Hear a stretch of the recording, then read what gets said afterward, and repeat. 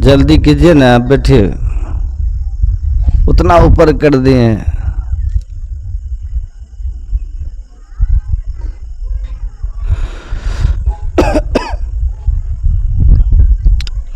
रामचरितमानस में लिखा है,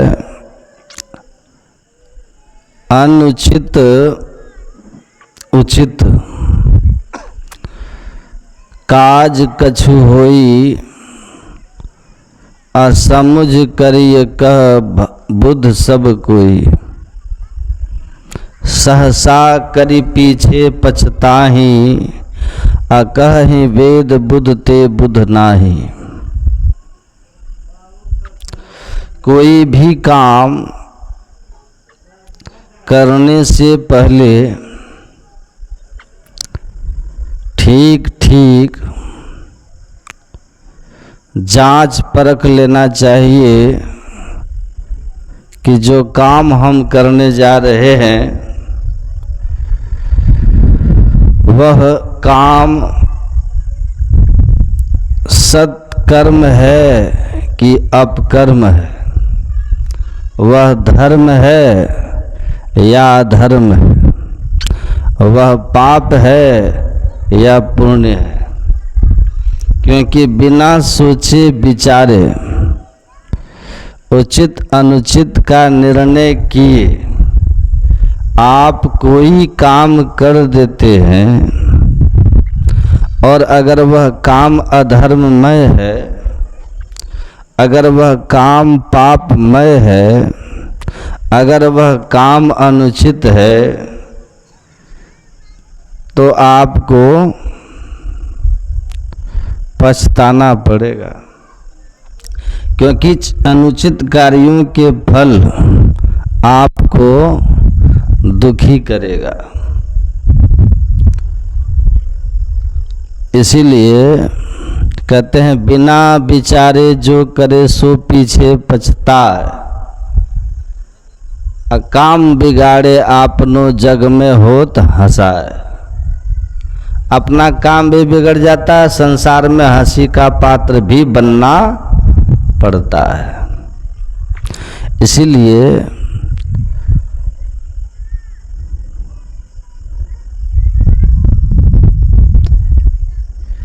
यहाँ के लोग सब बड़े ज्ञानी हैं, यहाँ के सब लोग बुद्धिमान होंगे, है ना? ज्ञानी नहीं नहीं, तो ये ज्ञानियों का नगर है, ज्ञानियों का गांव है। तो ज्ञानियों के नगर में ज्ञान उपदेश करना है हमको। जहाँ सब लोग पहले से ज्ञानी है तब ना हमको उपदेश करते हैं।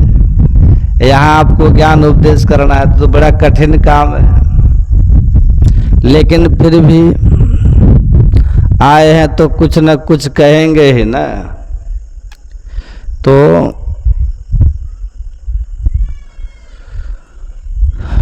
गोस्वामी जी लिखते हैं कि विचार के नहीं करोगे तो हंसी के पात्र बनोगे, दुखी होगे।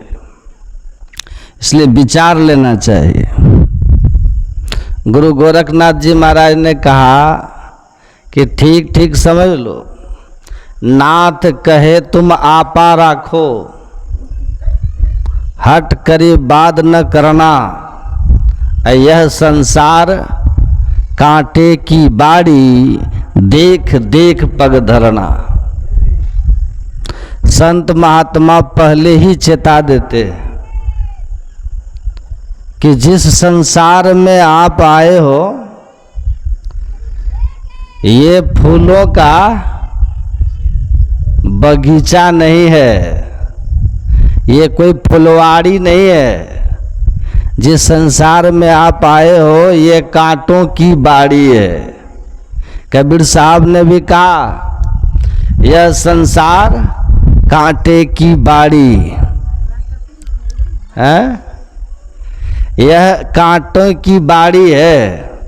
अगर देख करके पग रखा तब तो ठीक है, नहीं तो उलझ पुलझ ही मर जाना है। हाँ, नहीं तो आप उलझ पुलझ के मर जाएंगे।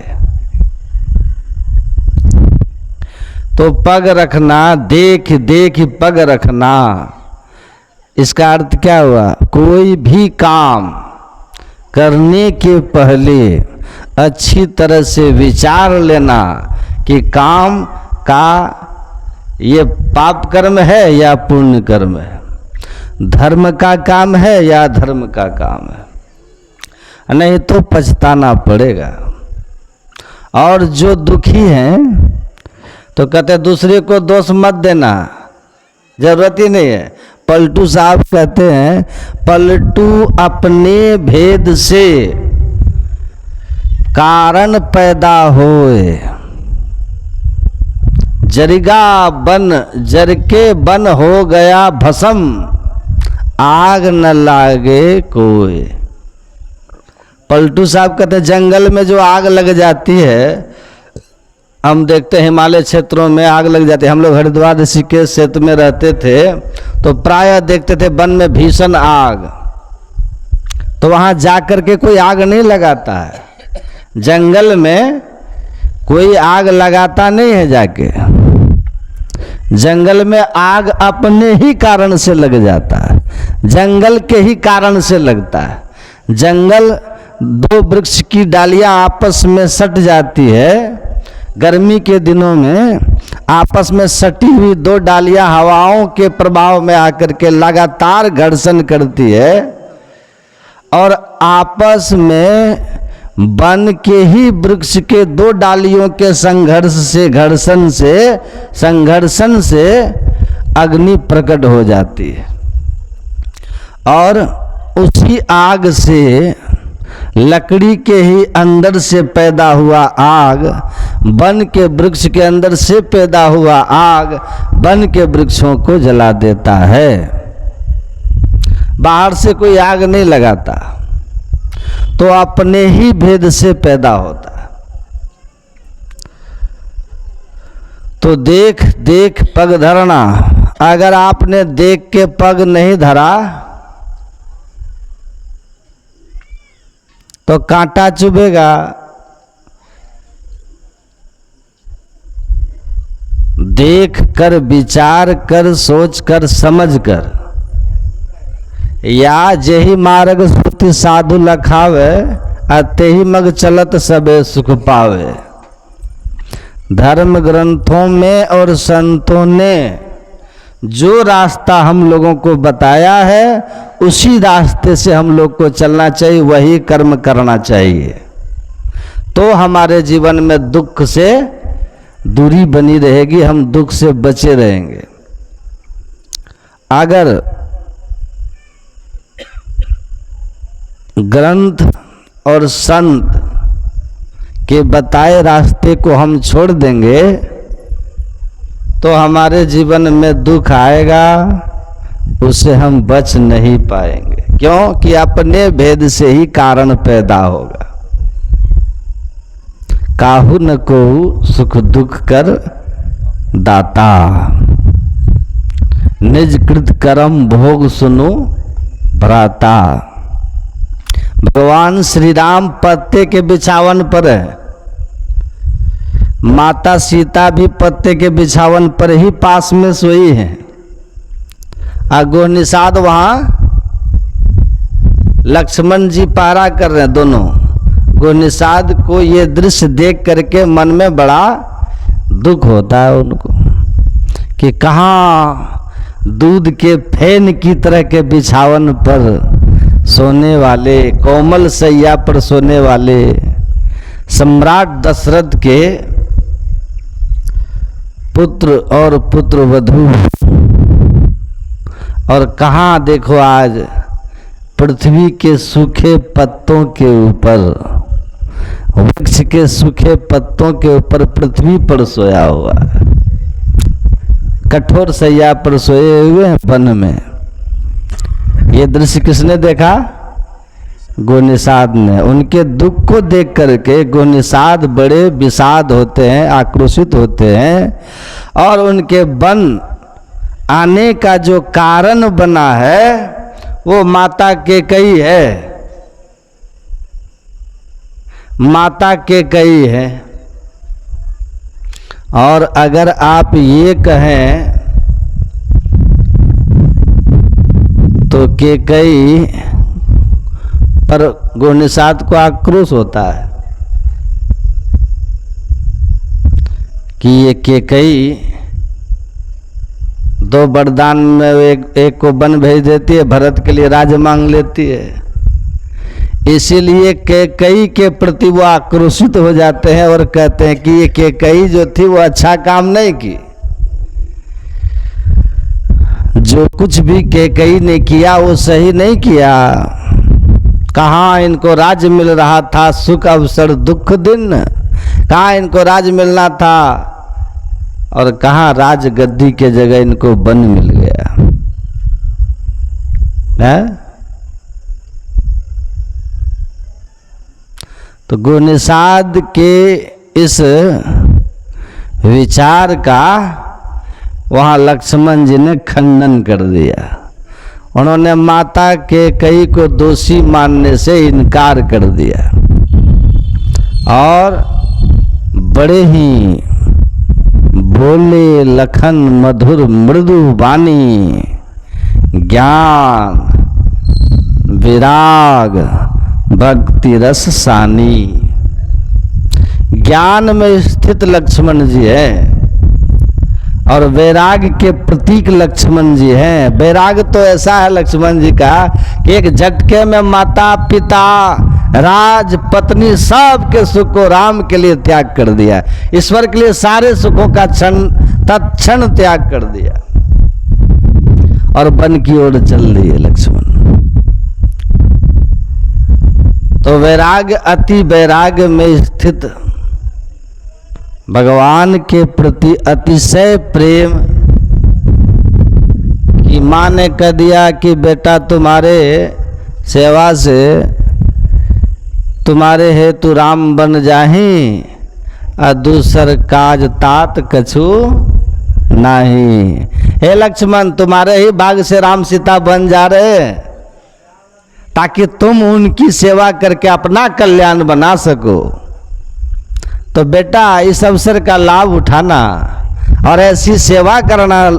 उनकी माँ सिखा रही है लक्ष्मण को कि 14 वर्षों तक वन में स्वप्न में भी तुमसे राम भगवान और सीता को कष्ट न हो। तब लक्ष्मण जी ने कहा कि जागृत में तो मैं कष्ट नहीं दूंगा माँ, लेकिन स्वप्न का पता नहीं। तो आपने अगर आदेश दिया है कि मेरे द्वारा स्वप्न में भी राम सीता को कष्ट न पहुंचे, तो मैं आपको ये वचन देता हूं 14 वर्ष मैं सोऊंगा ही नहीं कि स्वप्न आएगा। ऐसा प्रेम था, ऐसी दृढ़ भक्ति थी भगवान के प्रति।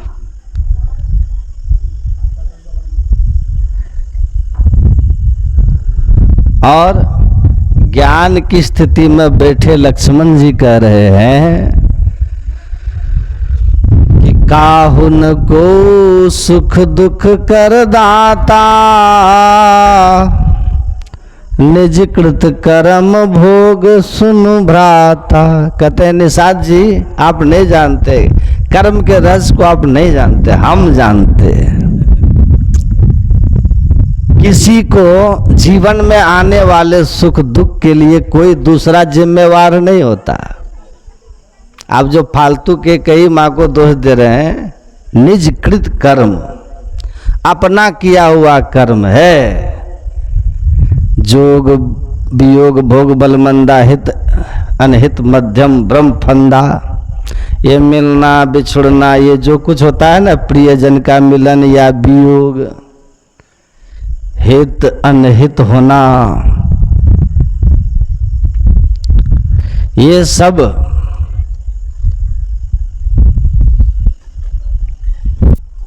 हमारे अपने ही कर्मों के फल है। कौन कह रहे हैं? कौन कह रहे हैं? दूसरा दिखता है।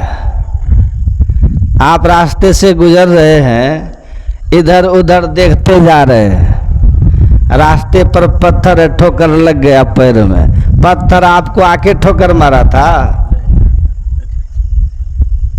पत्थर अपनी जगह पर था, आप चल गलत रहे थे। चलना था रास्ते देख करके, देखी पगधरना, लेकिन आप कभी बाएं देख रहे हैं, कभी दाएं देख रहे हैं और रास्ते को देख ही नहीं रहे हैं, तो ठोकर तो आपको लग गया। आप जाके पत्थर में लड़े हैं। बात समझ में आ रही है?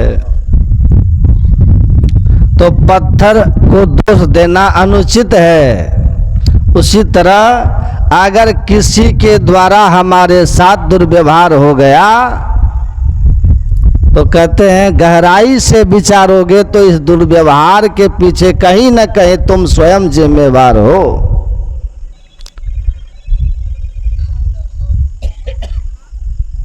तो किसी को दोष मत दो। भगवान कृष्ण ने भी कहा कर्मणा जायते जंतु कर्मण्येव विलीयते सुख दुखम भयम क्षेमम कर्मण्येव विपद्यते।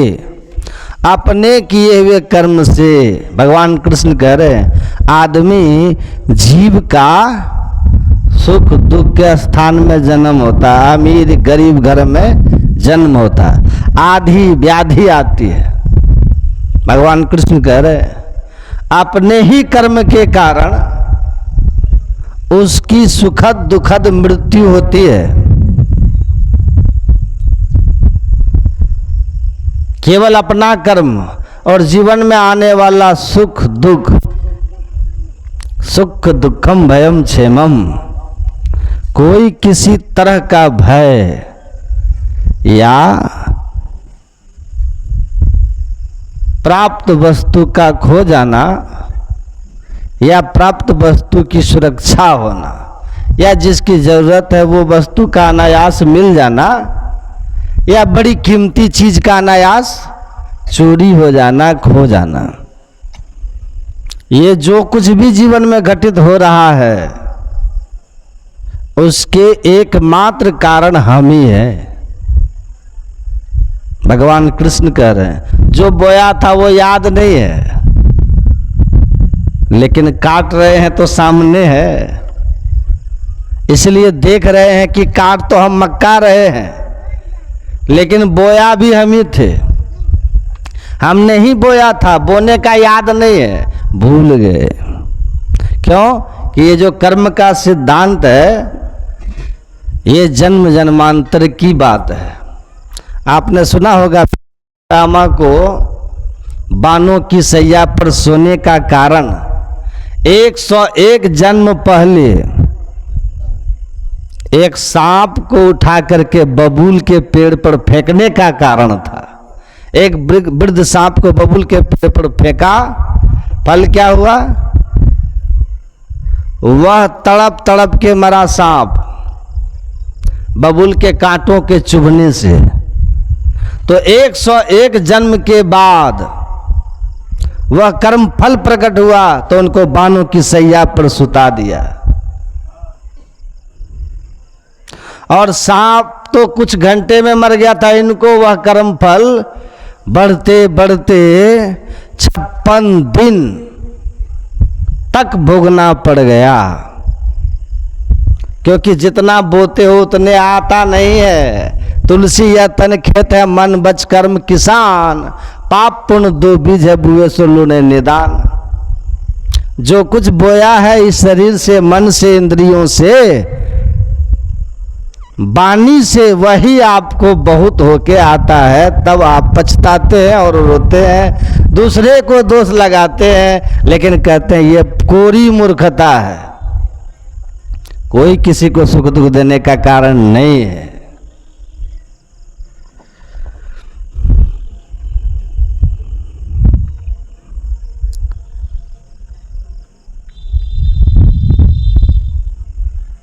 हम लोग धर्म क्या है और अधर्म क्या है, इस बात का कभी कभी निर्णय भी करने में फंस जाते हैं। धर्म क्या है अधर्म क्या है, इस बात का निर्णय करने में भी फंस जाते हैं कभी कभी, और अपने अपने बुद्धि से सभी तर्क देते हैं। गलत किया हुआ आदमी के पास भी 1000 तर्क होता है कि यही सही है, कहते हैं ना, उसकी बुद्धि वही कह रही है कि यही सही है, और आपके अपने तर्क हैं कि यही सही है। बात को समझिएगा ठीक से।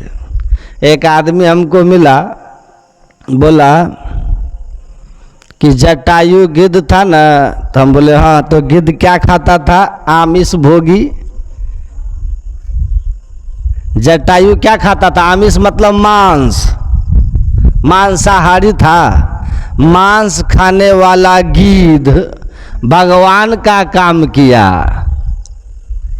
ध्यान से सुनिएगा। सीता की रक्षा के लिए रावण से युद्ध करते हुए घायल हुआ और सत्कर्म करते हुए वो गिद्ध मर गया, जटायु गिद्ध। तो भगवान ने उसको क्या किया? जल भरी नयन कहु रघुराऊ, नाथ करम ते निज गति पाऊ। उसको विष्णु रूप, चतुर्भुज रूप बना करके, विष्णु रूप दे करके जटायु गिद्ध को, और सारूप्य मुक्ति, सारूप्य मुक्ति मतलब भगवान विष्णु ने अपना रूप दे करके उनको बैकुंठ भेज दिया। समझ रहे ना बात? तो कहा कि देखिए महाराज, मांस खाने वाला भगवान के लिए, भगवान की महिमा के लिए लड़ा था, सीता की रक्षा के लिए, एक स्त्री के इज्जत की रक्षा के लिए उसने एक दुष्ट से युद्ध किया और वो मरा। तो भगवान ने उसको सारूप मुक्ति प्रदान कर दिया। तो मांस मछली खाते हुए जो भक्ति करेगा वो नरक कैसे चला जाएगा? उसके तर्क है कि नहीं है? ध्यान से सुनिएगा एकदम। और वो भी धर्म ग्रंथ से ही बोल रहा है, वो भी धर्म ग्रंथ से ही बोल रहा है।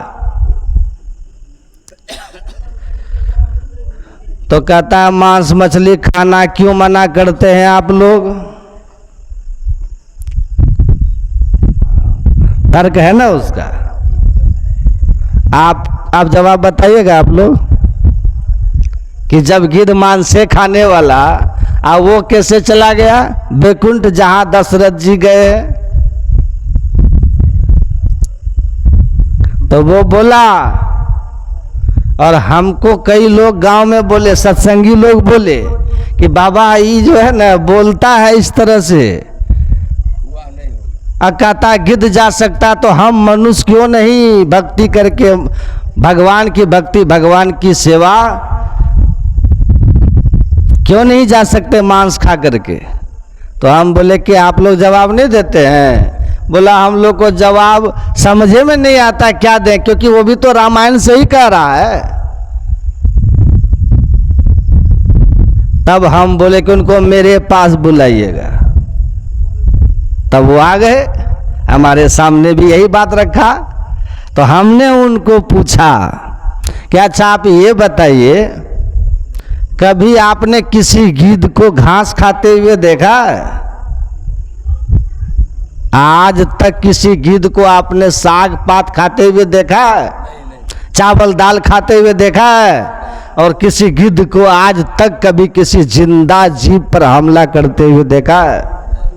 हजारों हजार गाय भैंस चढ़ती है, कभी देखा कि गिद्ध उस पर टूट पड़ा? कभी देखा किसी ने?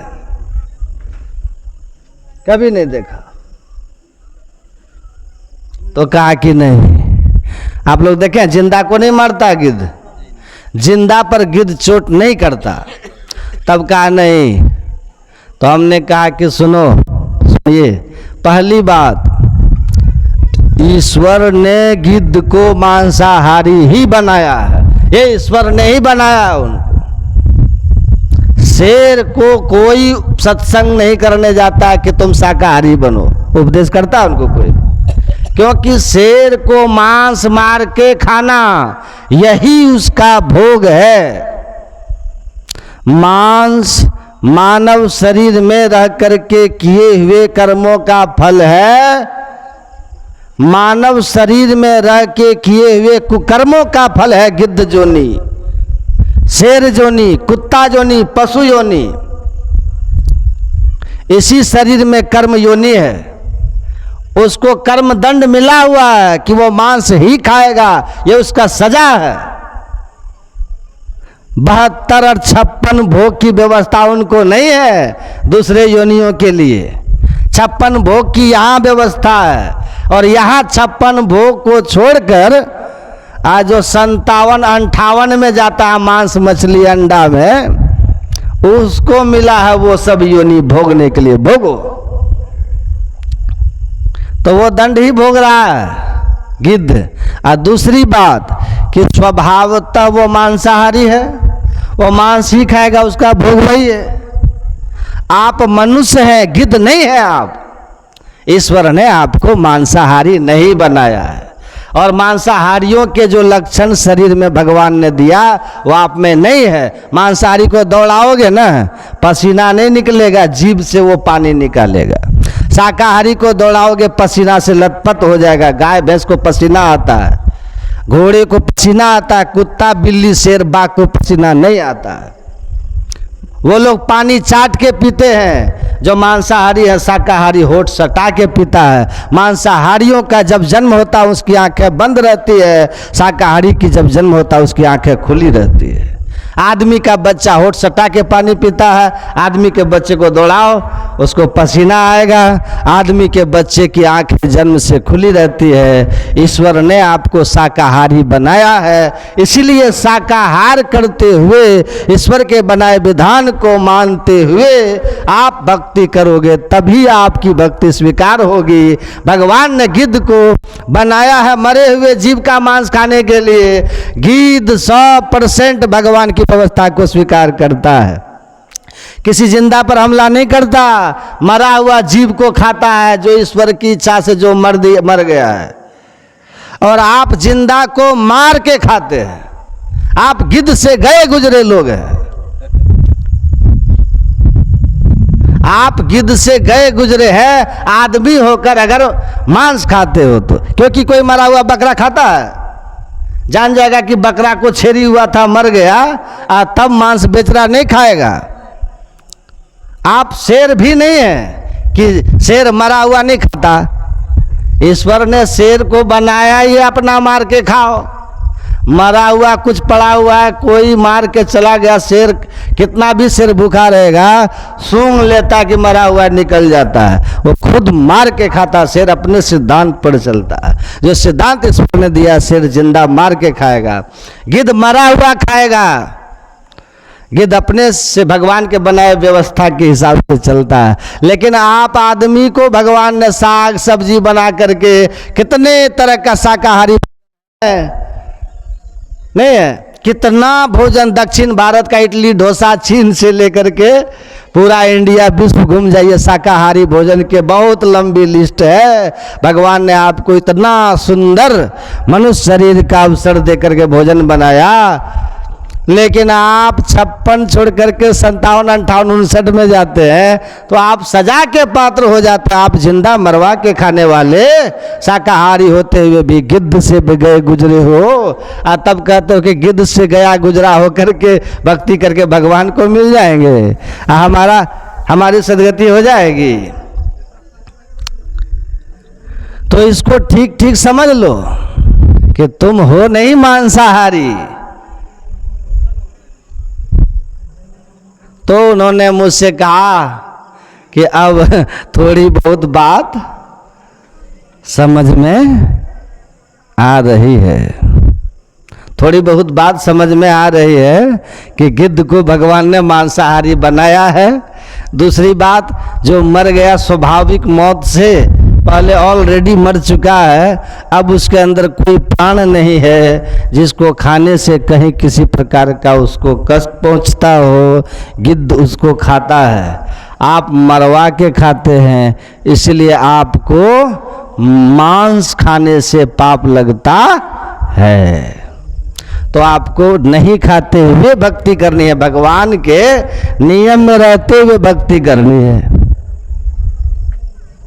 समझ में आ रहा है कि नहीं? तो ये जो सिद्धांत है ना धर्म का, हर आदमी पढ़े लिखे समझ रखने वाले उनकी अपनी समझ होती है। धर्मशास्त्र से राक्षस भी उदाहरण देता है और साधारण बुद्धि के लोग भ्रमित हो जाता है। इसीलिए कहा कि गहना कर्मणो गति, कर्म की गति बड़ी गहन है, आप ठीक ठीक नहीं समझ पाइएगा और तब गिद्ध का उदाहरण दे करके आप मांस खाइएगा, है ना। और आप समझ तो रहे हैं कि हम धर्म कर रहे हैं, लेकिन पूरी बात समझ में नहीं रहने के कारण आप अधर्म कर रहे हैं। तो करना क्या चाहिए? गुरु पितु मात स्वामी सिख पाले, आ चले कुमग पग पड़ो इन्हें खा ले। गोस्वामी तुलसीदास जी कहते हैं कि गुरु पितु मात स्वामी सिख पाले, श्रेष्ठ जनों के आदेश से चलो। गुरु महाराज हमारे क्या कहते हैं कि विविध बात के कर्म जगत में जीवन घेरी फंसाता है, बाबा देवी कहे कह में ही सतगुरु गुरु ही बचाता है। गोस्वामी जी कहते हैं आप अपने बुद्धि का प्रयोग थोड़ा कम कीजिए, है ना। धर्म और अधर्म का निर्णय आप ठीक ठीक धर्म ग्रंथ पढ़ करके खुद नहीं कर पाओगे।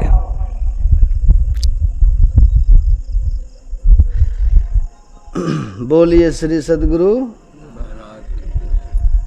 कहते कि बड़ी सुंदर व्यवस्था है, साधन धाम मोक्ष कर द्वारा पाई न जही परलोक संवारा। ये मनुष्य का शरीर आपको परलोक संवारने के लिए मिला है, केवल भोगों में रमने के लिए नहीं मिला है। वो तो पशु योनि में भी है। तो आपके अंदर में परमात्मा ने मोक्ष का द्वार बनाते हुए और ये भी कह दिया कि नर्तन पाई विषय मन देहि, पलटि सुधाते सठ विष ले। ताय कबो बल कह न कोई, गुंजा ग्रह ही परस मणि खोई।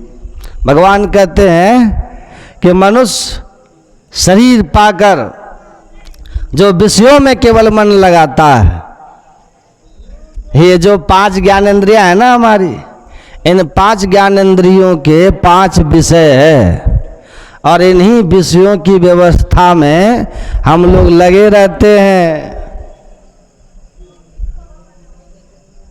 अगर हम लोग भी लगे हुए हैं केवल इन्हीं 5 विषयों की व्यवस्थाओं में, तो फिर पशु में और हम में भगवान कहते हैं कोई अंतर नहीं है। अब भगवान शिव की तो वाणी सुनिएगा ना, पढ़िएगा ना, उन्होंने तो विषय भोग में रमने वाले, मांस मछली अंडा शराब में अपने जीवन को गंवाने वालों के लिए बड़ा खतरनाक बात कह दिया। अगर किसी को बुरा लगे तो भगवान शंकर से जाके झगड़ लीजिएगा, है ना। वो तो समझा रहे हम लोगों को। कहते हैं आत्मार्थे प्रप्राणान हिंसा स्वादु फलेप्सया गिर्द व्याघ्र श्रृंगालेश च राक्षसेश तमस्तु स। ये आप महाभारत गीता प्रेस के 6म खंड का पृष्ठ संख्या 5550 पढ़ के देख लीजिएगा। उसमें ये प्रसंग है। माता पार्वती को भगवान शिव ने कहा कि मनुष्य शरीर पा करके जो मांस मछली अंडा दारू जीवन का यही लक्ष्य बना दिया है, इसी में जो रम रहा है वो मेरे नज़र में गिद्ध है, बाघ है, राक्षस है। वो गिद्ध है, बाघ है, राक्षस है और सियार है। और हे देवी समस्त स, इससे भी कुछ और नीच तो वो भी कहा जा सकता है। ये हम नहीं कह रहे, धर्मशास्त्र कह रहा है। लेकिन हम लोगों का क्या है, हम मानव कितने चतुर हैं, तेज हैं कि भगवान को मानते हैं और ग्रंथ को भी मानते हैं, लेकिन भगवान जो कहते हैं हम उसको नहीं मानते हैं। ग्रंथ जो कहता हम उसको नहीं मानता, भगवान को मानते हैं, भगवान का नहीं मानते हैं। आजकल का चेला चेली फायदा वाला आदेश तो मानता है, घाटा वाला नहीं मानता है। एक गुरुजी को एक चेला था, गुरुजी बोले बेटा उठ करके भोजन बना दो। कहा कि गुरुजी आप ही बना लीजिए, तबीयत ठीक नहीं है। भोजन बना लिए गुरुजी अपने से। उसके बाद बोले बेटा उठ करके चौका लगा दो, थाली उली धो दो। कहा गुरुजी आप धो लीजिए, तबीयत ठीक नहीं है। फिर कहा अरे बेटा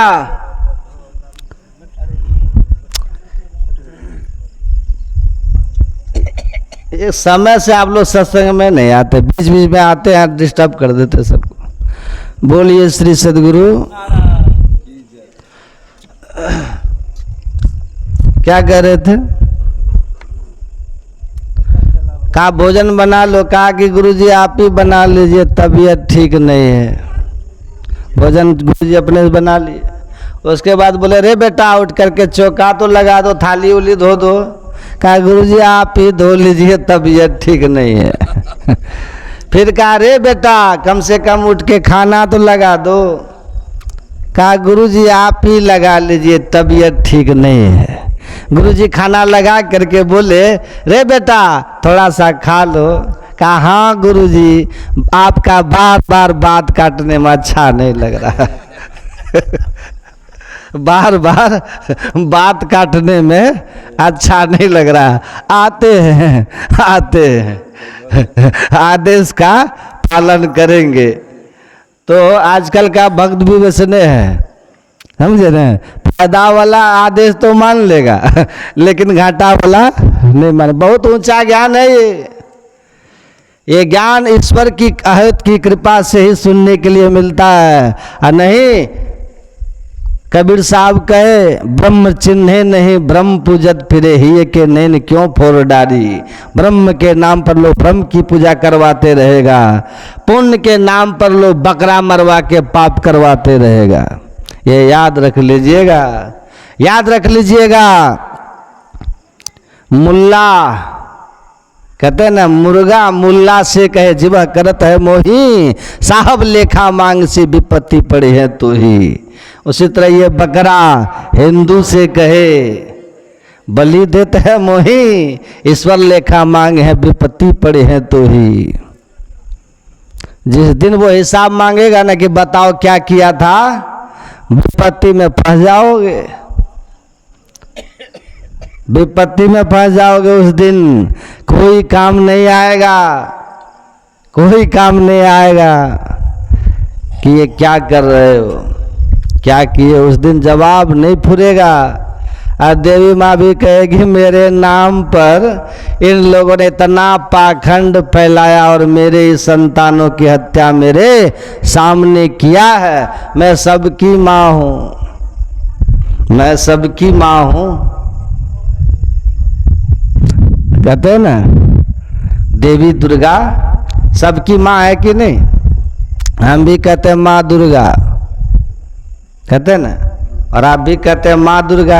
आपका बेटा भी माँ दुर्गा कहता है, बेटा आपका कहता है फुआ, दादी कहता है, दादी दुर्गा कहता है, क्या कहता है माँ। वो जीव मात्र की माँ है ना, शरीर का नहीं, जीव से उनका संबंध है। तो सब जीव की माँ है।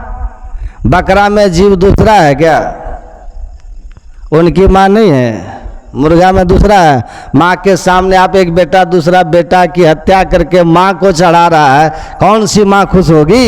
इसलिए तो मैं देवी भागवत पढ़ के देखिए, उसमें लिखा हुआ है कि माता दुर्गा ने कहा कि मेरे नाम पर जो निरीह जीवों की संतानों की हत्या करता है, मरने के बाद वो रौ रौ नरक में तब तक रहता है जब तक सूरज चांद रहता है।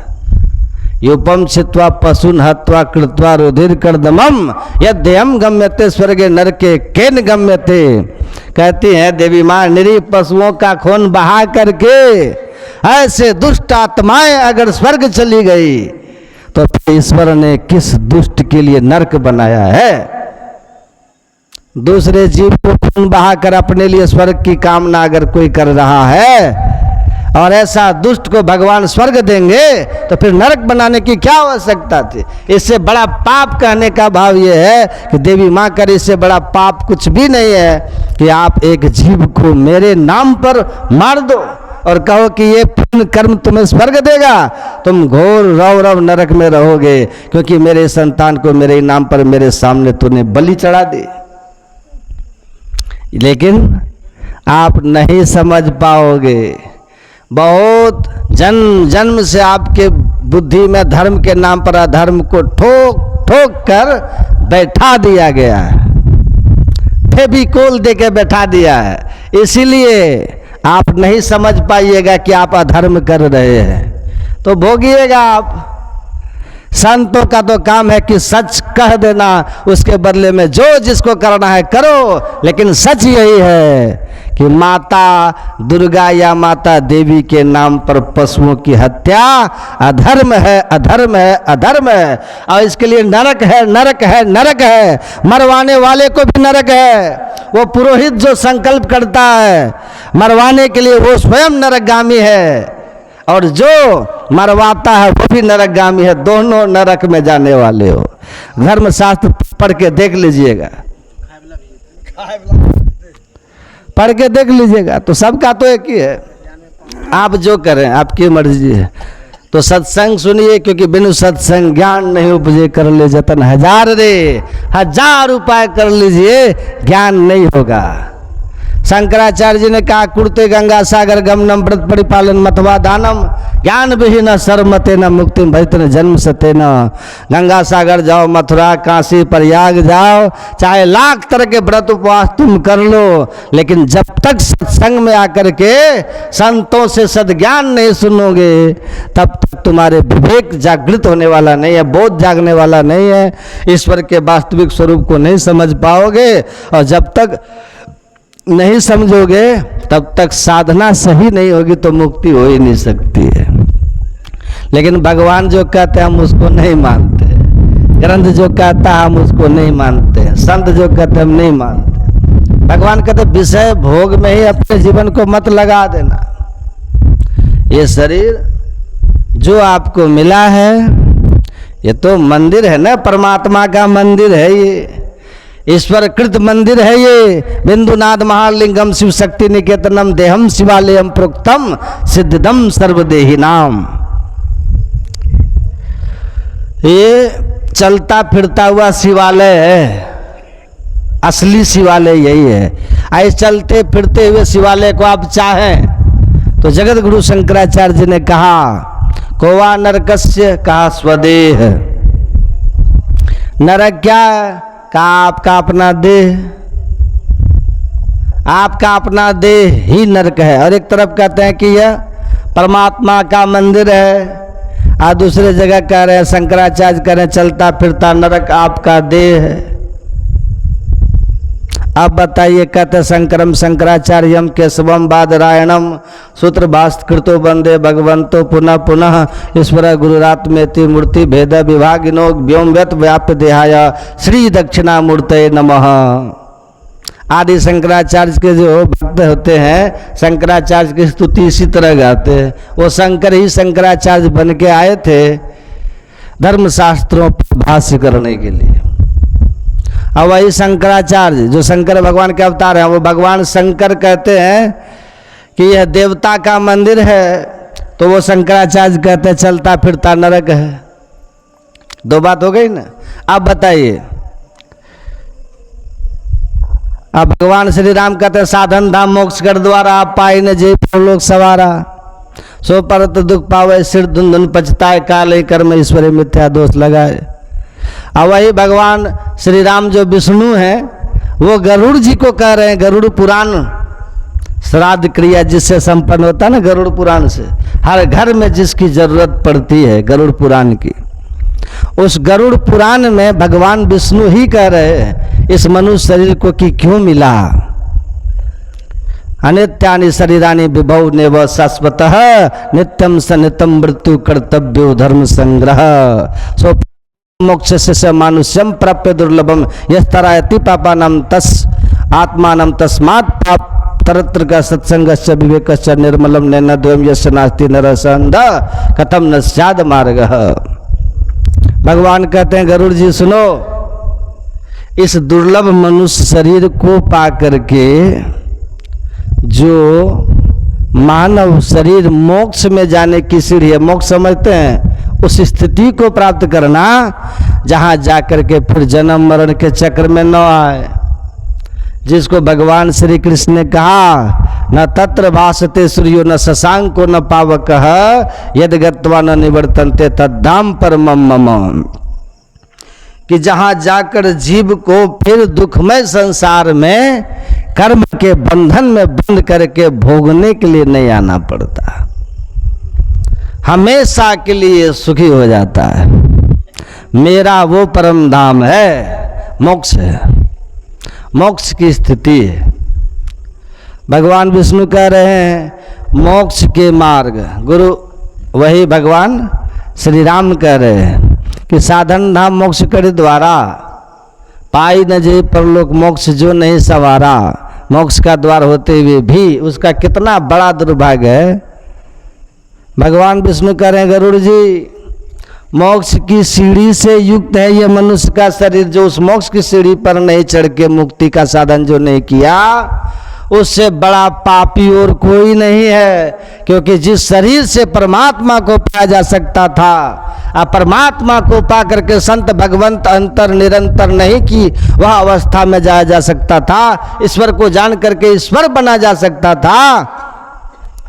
सो जाने जे देव जनाई जानत तुम्हें हो जाई, महर्षि वाल्मीकि भगवान श्री राम को कहते हैं आपको जानने वाला आपसे भिन्न नहीं रहता, आप ही हो जाता है।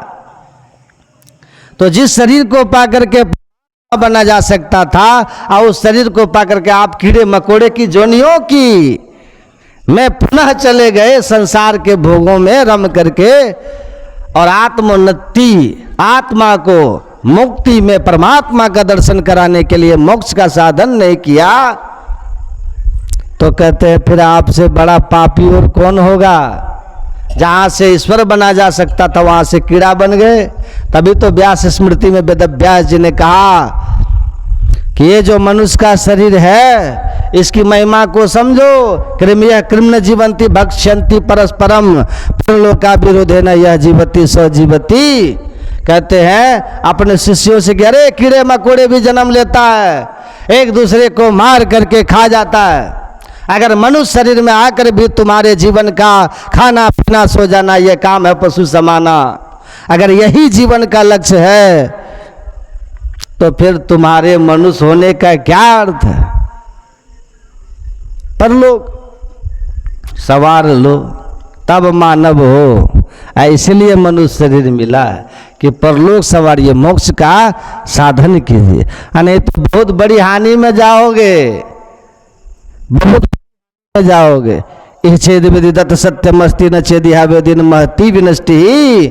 वेद भगवान कहते हैं कि इस दुर्लभ मनुष्य शरीर को पा करके जिसने परमात्मा को जानने का प्रयास नहीं किया वह बहुत बड़ी हानि में जाएगा। अब बड़ी हानि क्या है? बड़ी हानि यही है शरीर से निकल के 84 लाख जोनियों में चला जाना। देख लीजिए, इतना समझा करके कहा। दत्तात्रेय जी महाराज 10 नाम संप्रदाय के जो प्रथम अवधूत माने जाते हैं, भागवत में उनका चरित्र आता है। वो राजा यदु को उपदेश देते हुए कहते हैं कि सुनो, ये जो मनुष्य का शरीर मिला है ना, इसकी महिमा को जानो। पहले महिमा को जान लो और समझ लो, ताकि ऐसा न हो कि चूक हो जाए आपसे। संत दुल्हनदास जी कहते हैं चूक गए तो याद रखना अब की चूक माफ न होगी दुल्हन अचल मुकाम। चूक नहीं होनी चाहिए। यह प्राप्य मानुषे लोके मोक्ष द्वारा मपाव्यतम गृहेषु शक्तस खगवत तमारूढ़म च्युतम विदुः। कहते एक कबूतर कबूतरी वृक्ष पे रहते थे एक दिन शिकारी उधर से आया, जाल बिछाया, दाना डाल दिया।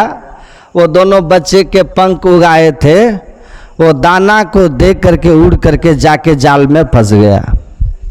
कबूतर कबूतरी जब आए उधर से, उनके माता पिता, अब अपने बच्चों को देख करके कबूतरी भी जाके फंस गई। उनको छुड़ाने के चक्कर में माँ का मोह, और उन तीनों को फंसा देख करके वो कबूतर भी जाके फंस गया, ये जानते हुए कि जाल है। कबूतरी भी जानती है वहाँ जाल है, वो भी जाके फंस गई। और शिकारी उधर से आया, फिर उन चारों को ले जा करके मार दिया। दत्तात्रेय जी महाराज ने कहा, देखो इस मानव शरीर जो परमात्मा के द्वारा मोक्ष के द्वार से युक्त है, खुला द्वार है, ऐसे देव दुर्लभ शरीर को पा करके जो केवल परिवार, बच्चे, संसार, भोग, इन्हीं में जो लगा रहता है, आत्म कल्याण के लिए मुक्ति का साधन गुरु से युक्ति लेके नहीं करता, तो वो उसी कबूतर कबूतरी की तरह समझ लो, पक्षी बनोगे, पक्षी की तरह समझो। तो ये दुर्लभ शरीर है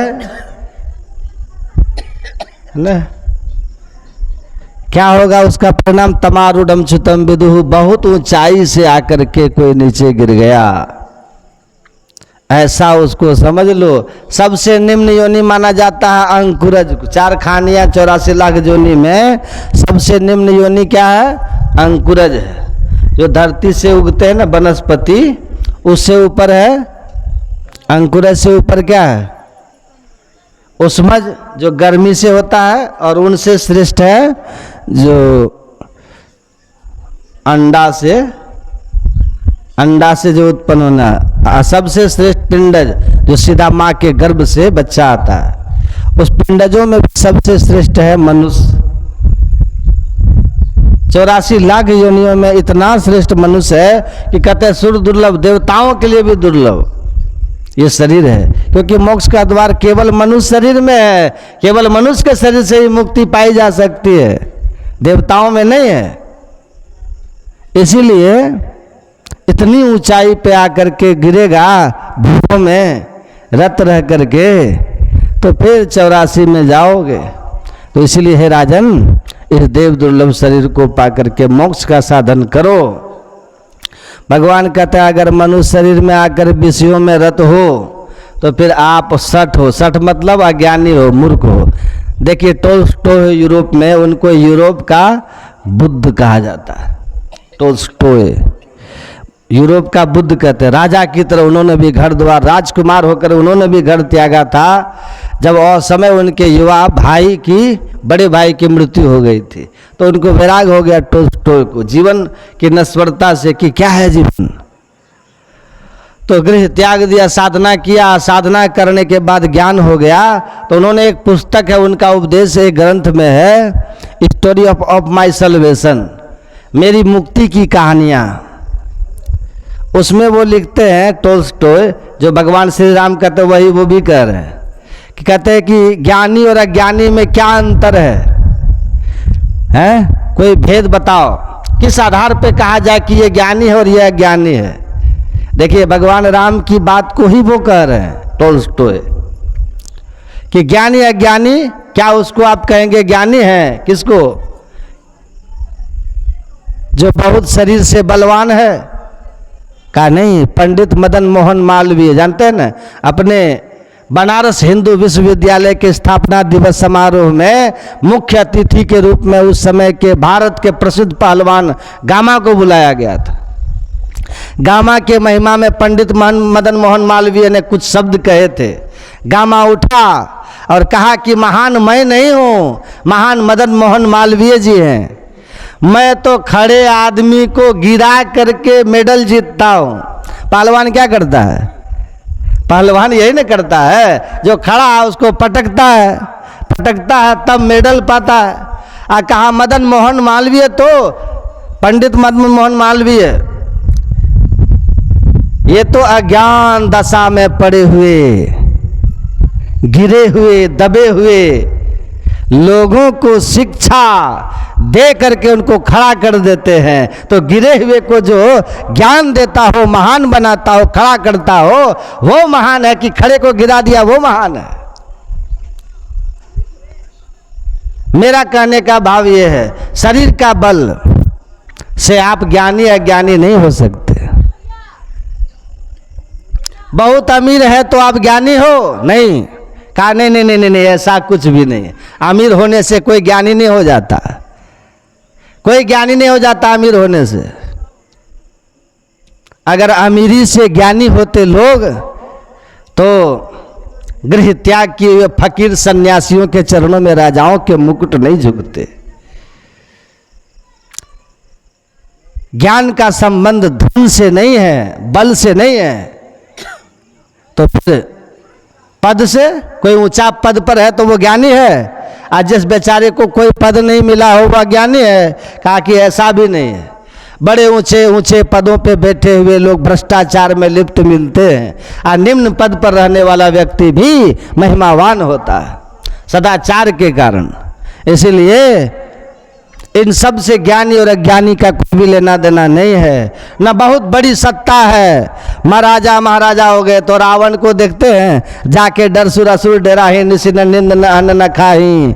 जिस रावण के चरण में शनि बैठा रहता था, चरण के नीचे शनि को रखते थे, इंद्र से पानी भरवाते थे, उस रावण को भी ज्ञानी नहीं कह सकते आप। उसको तो मनुष्य भी नहीं, लोग राक्षस कहते हैं, क्योंकि महिष खाए और मदिरा पाना। तो ज्ञानी कौन है?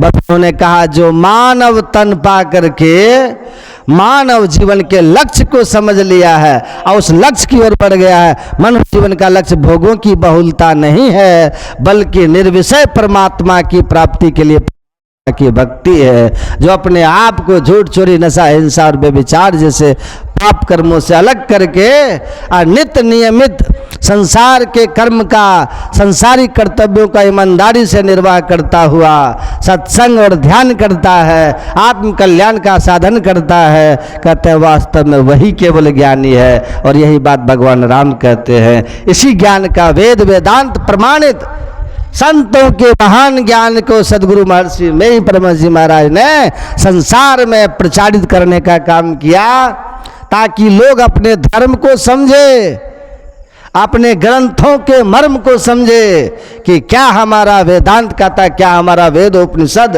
क्या हमारे संत इस धराधाम पर हम मनुष्यों के कल्याण के लिए कह के गए। आप ठीक ठीक धर्म का आचरण कीजिएगा धर्म के मर्म को समझकर, तो आपका जीवन भी सुखद हो जाएगा और आप समाज के लिए, राष्ट्र के लिए, परिवार के लिए एक विशेष एसेट होइएगा, महान पुरुष होइएगा, पूज्य होइएगा। तो महिमा मनुष्य शरीर की समझिए और इस जीवन के लक्ष्य को परलोक संवारने में लगाइए, और नहीं तो सिर धुन धुनी पछता है, सिर धुन धुन के पछताइएगा, दूसरे को दोष लगाइएगा। तो सन्यासी जो होते हैं ये भारत की दुनिया की अनुपम भेंट है, जो दुनिया में घूम घूम करके एक ही काम किया कि लोगों के अंदर में शांति बांटा, सत्कर्म का मार्ग दिखाया और अपने जीवन के समस्त भोगों का त्याग कर दिया। किसके लिए? आप सबके कल्याण के लिए, लोगों के हित के लिए दुख उठाने वाला इस दुनिया में भारत के सन्यासी हुए, संत हुए। ये दुनिया को सबसे बड़ी देन अगर भारत की है तो वो सन्यासी है, वह संत है, उनका ज्ञान है। स्वामी विवेकानंद को देख करके जब हंसा ना वहाँ अमेरिका में, शिकागो में, वहाँ तो स्वामी विवेकानंद को देख करके जब हंसा लोग, तब विवेकानंद यही बात कि हाँ मैं भारत का जेंटलमैन हूँ। आपके देश में लोग कपड़ों से जेंटलमैन समझते हैं, कोट टाई पैंट पहन लिया तो वो जेंटलमैन हो गया। जो 2 पैसे में ये दर्जी बनाता है, तुम्हारे यहाँ जेंटलमैन तो दर्जी पैदा करता है। लेकिन मैं जिस देश से आया हूँ वहाँ जेंटलमैन लोग वस्त्र से नहीं होते, लोगों की महिमा को कोई वस्त्र से नहीं पहचानता, वहाँ तो लोगों की महिमा उनके चरित्र से होती है।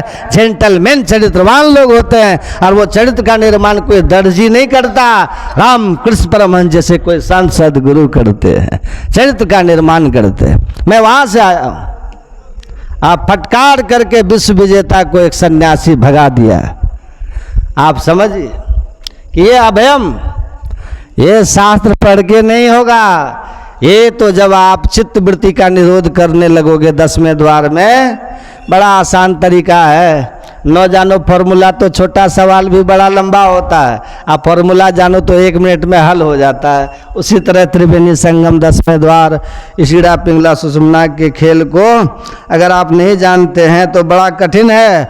अगर ठीक ठीक गुरु से सीख लिए तो बिंदु ध्यान विधि, नाद ध्यान विधि, सरल सरल जग में प्रचारी है ना। इसीलिए बस अब 1 मिनट का थोड़ा प्रसंग सुना देता हूँ और 2 मिनट का एक प्रसंग कह के वाणी को विराम करता हूँ। 1 क्षण का छोटा सा प्रसंग है 2 मिनट का, उसके बाद आरती कर लीजिएगा।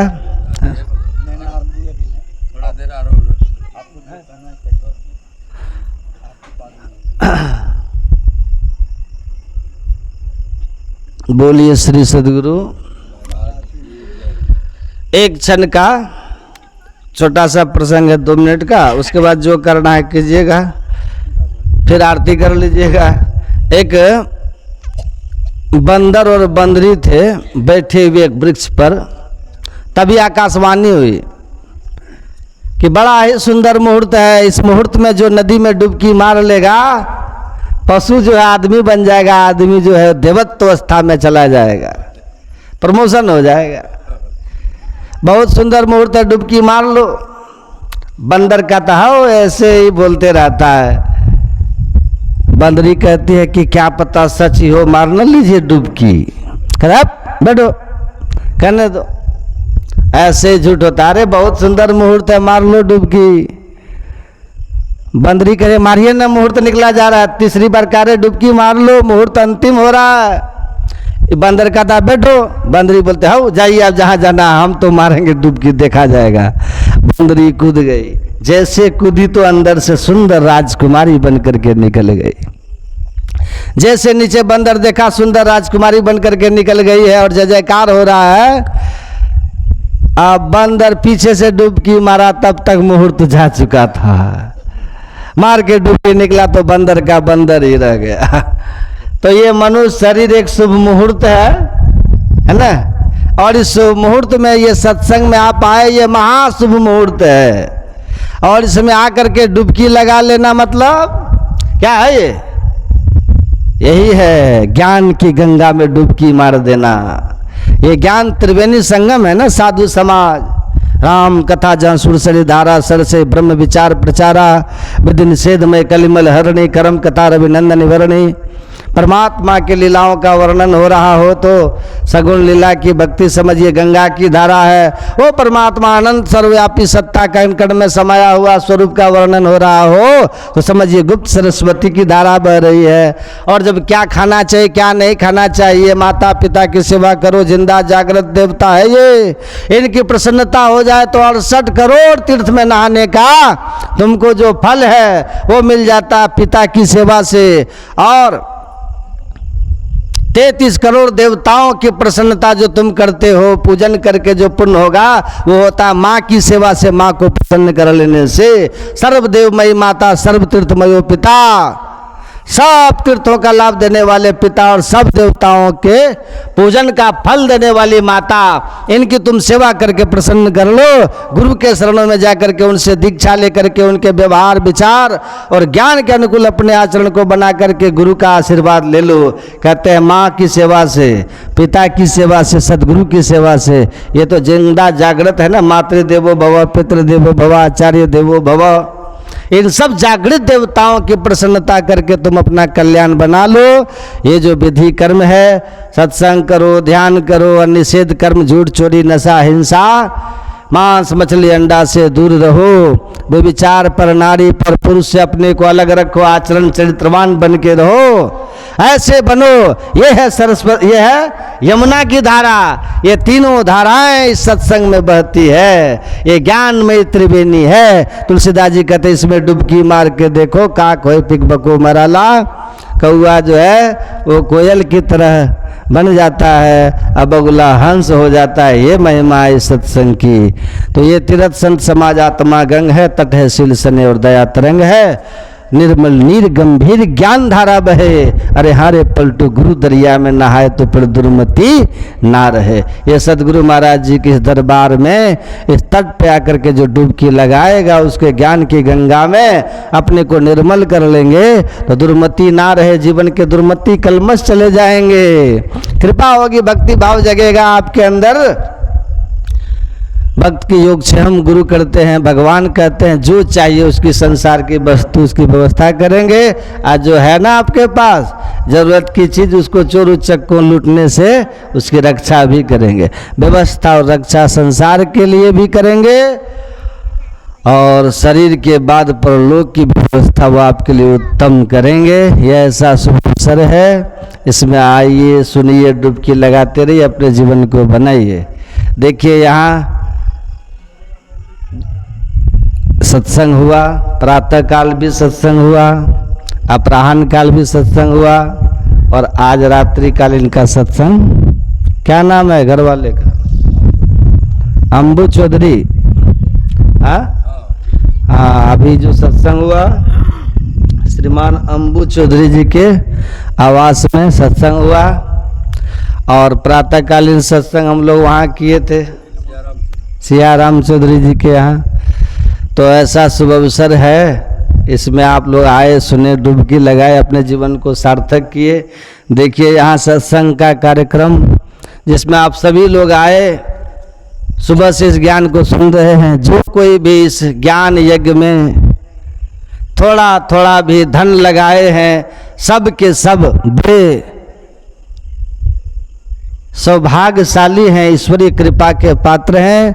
जो धन नहीं लगाया, तन से आके सुने, उनकी भी बड़ी महिमा है। आज जो ना तन लगाए ना धन लगाए लेकिन आकर के सुने, उनकी भी कम महिमा नहीं है, क्योंकि सुनना भी परमात्मा की भक्ति है। भगवान राम कहते हैं ना, प्रथम भक्ति संतन कर संगा, दूसरी रति मम कथा प्रसंगा। आकर के प्रेम से आप लोग सत्संग सुने तो भगवान कहते हैं ये भी हमारी दूसरी भक्ति है। और ऐसी भक्ति भी अगर कोई करता है तो वो भी सोयति से प्रिय भाव में निमोरे, वो भी मुझको बहुत प्रिय है। तो आप सभी सौभाग्यशाली हैं जो यहाँ आए, सुने, समय दिए। मेरी प्रार्थना है ईश्वर से, गुरु महाराज से कि आप सब लोगों का जीवन सुखमय हो, शांतिमय हो। आप सबको एक बार पुनः शुभकामना। तो इस ज्ञान यज्ञ के लिए और इनके सहयोग करने वाले सभी लोगों के लिए बहुत बहुत हृदय से धन्यवाद, आभार और प्रार्थना आप सबके मंगल का और आप सबका भी। बोलिए प्रेम से। नहीं, ऐसे नहीं चलेगा, जोर से जयकार कीजिए। बोलिए श्री सद्गुरु। हाँ, अब क्या करना है?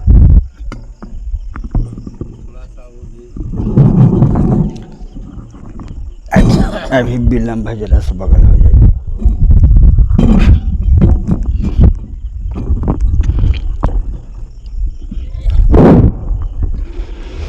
संत मिलन को जाइए,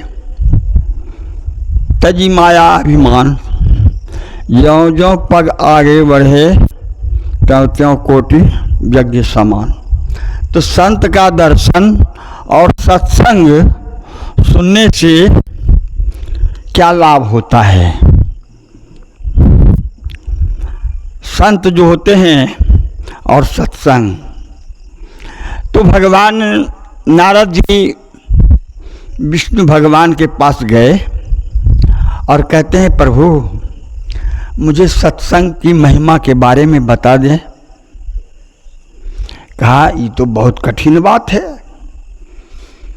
कहा कि अगर इस बात को आप जानना चाहते हैं तो आप नदी के किनारे में एक पीपल का वृक्ष है, वहाँ जाओ, एक कीट होगा, उससे आप पूछना कि सत्संग की महिमा क्या है और संत दर्शन से क्या लाभ है। कहा अच्छा प्रभु, लेकिन आप नहीं बताइएगा।